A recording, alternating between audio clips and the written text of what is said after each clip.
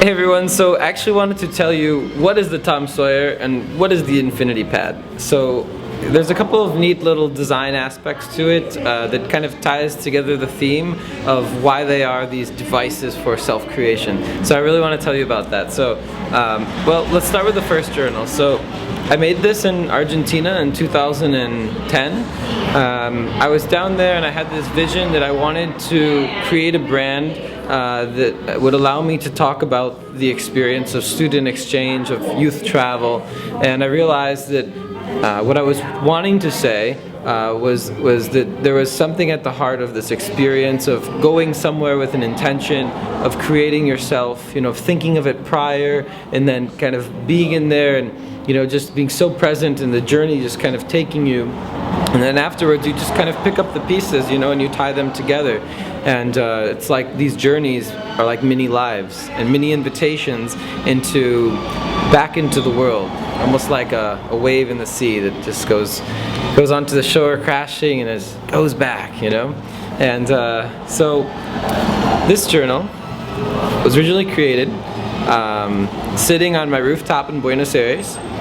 I just had paper that was regular paper, white paper, and I wanted to make it unique. So I had a bucket of coffee, and I would stain the paper in the coffee bucket, and then I'd lay it to dry, and basically in the hot sun, and then I would assemble the journals with like sharp objects and a pocket knife, because I didn't have any tools or any real formal knowledge of leather crafting.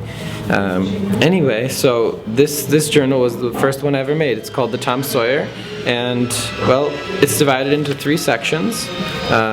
This idea of the 3 sections, it's kind of like past, present, and future. Kind of like this idea that every trip has 3 parts, before, during, and after. And it's in these kind of way that, you know, our journeys kind of take place. You know, we preconceive of what we're going to do, and then we live it probably unimaginably, far beyond what we could have ever imagined. And then we get back and we ask ourselves, you know, did that even happen, you know? And sometimes you find yourself speaking another language, and that's proof that, yeah, it did happen, you know? And you have these friends, you know, in other places, and these realities that continue to evolve. And you continue to evolve, and each time you go back, and it's like something new, there's something lovely to share. They have something that's happened there, and you have something that's happened where you were, and it's this beautiful dance. I love to think of it like a dance. And so on the journal here you have this thread that's kind of weaving the different chapters of the journal together, and that's called the passion thread.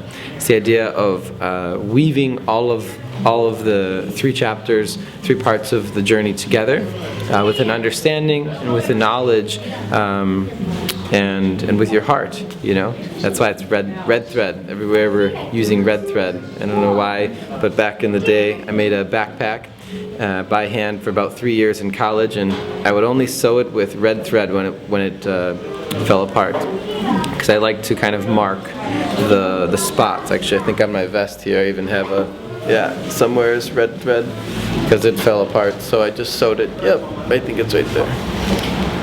I like to accentuate the things that are blemishes instead of trying to hide them, because I think that that's the beauty, you know. And so in Porto you probably have spilled some wine on yourself, and that's great. So don't wash your shirt, just say, hey, this reminds me of that time, you know. And it's great. So anyway, this is the Tom Sawyer. Everyone is numbered. This is number 2334. It's a lot of stitching. Amish people have helped, friends have helped, a couple little part-timer friend employees have helped, and I've made a lot of journals. Anyway, so that's the Tom Sawyer. Here's the Infinity Pad. So the inspiration for the Infinity Pad came through an old sea captain down on the river in Rochester, New York, when I was working on a 100-year-old wooden boat, and I was living in this camper on the river. And we had this little camp there, my dad and my godfather and this old man on his ship. and he always saw me making my journals. This is probably about 5 years ago, and he said, well, I'd buy one of those, but you've got to put some metal on it. And he's actually a machine shop owner. He took a vow to never sleep on soil again, so he just sleeps on his boat, and it's a metal boat. And so anyway, I got to thinking about it, and I was like, well, maybe I could make a journal and use some metal. So I started to think about a journal that would be really handy, that would be pocket size, and that could easily open and stay open, because a lot of times it's nice to have your hands free. And so this is the Infinity Pad. It also is numbered. This is number 1568. So sounds kind of like a year that they discovered something in Portugal, maybe. Anyway, it is refillable. It's nice, made with Chicago screw, which unscrews like this.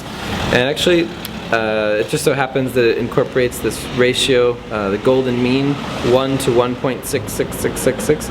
So it's 1.6 times this side equals this side. And also the ratio even breaks down to how thick it is. So it's called the Infinity Pad because it has that infinity ratio. And it's also great for taking infinite notes, which translate into infinitely great small, just footprints in the sand of all those conversations, of all those side notes, of all of those great book recommendations and film ideas and trip ideas, whatever it may be, quotes you catch as your friend they just fall out of their mouth. That's what this is for. It's for keeping up with those things that you really must write down in that moment. So and it's a friendly companion as well. So anyway, really hard to leave this shop. Once again, it's hard to leave this place. You make it so difficult for me, Porto. Mwah! I love you and I miss you already. And thank you for teaching me once again what it means to have saudades. See you.